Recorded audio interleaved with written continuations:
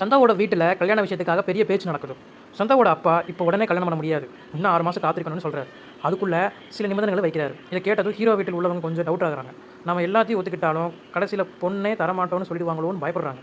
ஆனால் சந்தா என்ன சொல்கிறான்னா, என்னோட அம்மா அப்பா என்ன சொன்னாலும் நான் கல்யாணம் பண்ணிக்கிறதுனா உன்னை தான் ரொம்ப உறுதியாக சொல்கிறான். அப்போ ஹீரோ அவளை சமாதானப்படுத்துகிறான். அவசரப்பட்டு எந்த முடிவு எடுக்கக்கூடாது, வீட்டில் சம்மதம் வாங்கி நல்லபடியாக பண்ணிக்கலான்னு சொல்லி அவளுக்கு நம்பிக்கை கொடுக்குறான். அதுக்கப்புறம் கதை நிலா பக்கம் போகுது. நிலாவோட அப்பா மாப்பிள்ளையை காரில் கூட்டிக்கிட்டு போயிட்டு மனசில் இருந்ததை எல்லாம் ஓப்பனாக பேசுகிறார்.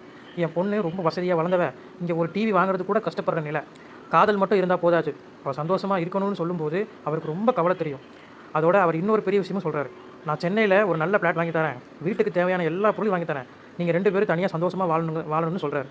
இந்த வார்த்தை மாப்பிள்ளை மனசில் ரொம்ப பதிஞ்சிருது. மாப்பிள்ளைனா யாரை சொல்கிறேன்னா தோரணை சொல்கிறான். வீட்டுக்கு வந்ததும் தம்பிக கிட்ட எல்லாத்தையும் சொல்கிறான். ஆரம்பத்தில் எல்லாருக்கும் கோபம் வரும், அண்ணன் நம்மளை விட்டு தனியாக போயிட போகிறாரான்னு. ஆனால் அவள் அமைதியாக, நிலா எனக்காக இவ்வளோ தியாகம் பண்ணியிருக்கான், அவளை நல்லபடியாக வைக்கணும், அதனால் நம்ம வீட்டுக்கு பக்கத்திலே ஒரு வீடு பார்த்து குடி போகலாம், நான் யாரையும் விட்டு போகிறேன்னு சொல்கிறேன்.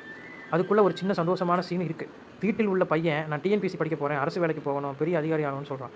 அதை கேட்டதும் வீட்டில் எல்லாரும் சந்தோஷப்பட்டு நீ முயற்சி பண்ணால் கண்டிப்பாக சாதிப்பேன்னு ஊக்கப்படுத்துகிறாங்க. கடைசியில் சந்தா ரகசியமாக ஃபோன் பண்ணி பேசுகிறான். நீங்கள் போனதுக்கப்புறம் அப்பா ரொம்ப திட்டினார்னு அழுதுகிட்டே சொல்கிறான். அப்பா ஹீரோ மீண்டும் அவளை சமாதானப்படுத்தி, ஹீரோனா யார், சேரன், கொஞ்சம் பொறுமையாக இரு, நம்ம லவ்வை வீட்டில் ஒத்துக்க வைப்போன்னு சொல்கிறதோட எபிசோடு முடிஞ்சிருது. இதுக்கப்புறம் நம்ம நாளைக்கு பார்க்கலாம்.